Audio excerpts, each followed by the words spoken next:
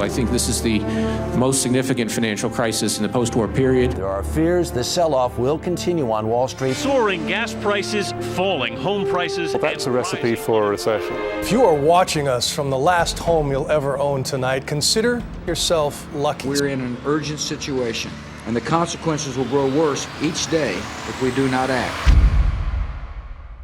The real estate market was truly crumbling. Everybody's world was turned upside down. People were scared. Somebody would buy a home for $400,000 and their neighbor just bought that same exact house for $200,000.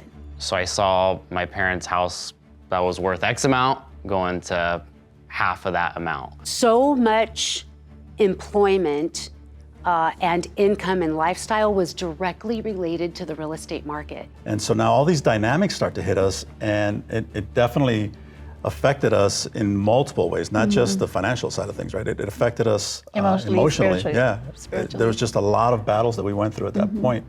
I already knew that there was going to be some kind of opportunity in the foreclosure market, and I knew enough to know that I didn't know enough. So that's what started my journey of the dream of being a real estate investor. And that's when I started thinking about real estate and what could I do to help this situation and really put myself in a position where this doesn't happen to me, if I'm being honest. The journey led us to, me anyways, to seeing all these signs on the road and all this other stuff to call. And so I picked up the phone, and that introduced me first to Dave and Melina.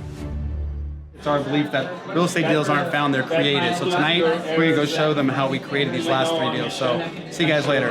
Yep. Game time. Here's the truth. The real culture came from the market, where we were in the real estate market. So I tell you, I went into this looking for the opportunity, truly the financial opportunity that I knew was there. But what I found when I got there was a bunch of hurting people.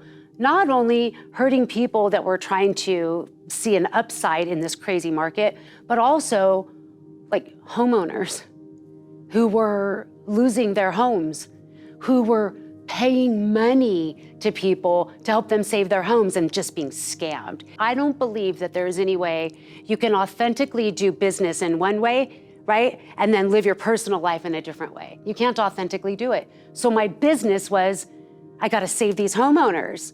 That translated to the way I started teaching people. And then when I started teaching people that, it became our actual way of being. And that is where our culture was born. Initially, when I joined the club, I was super young. I was 17. I didn't know anything about real estate, really. I didn't know what title, escrow, anything of that sorts was. And I'm surrounded by a lot of successful investors, and it just felt like a family.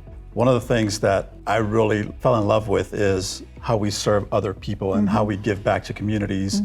And today I'm better because of it, because I'll be honest, I'm the first one to raise my hand when they say, did you come here for the money? Absolutely came here for the money.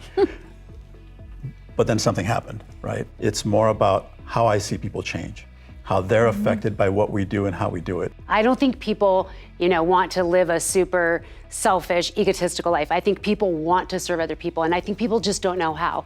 And I felt like I had this code, I had cracked this code to make money, serve people, like feel great at what it is that you do.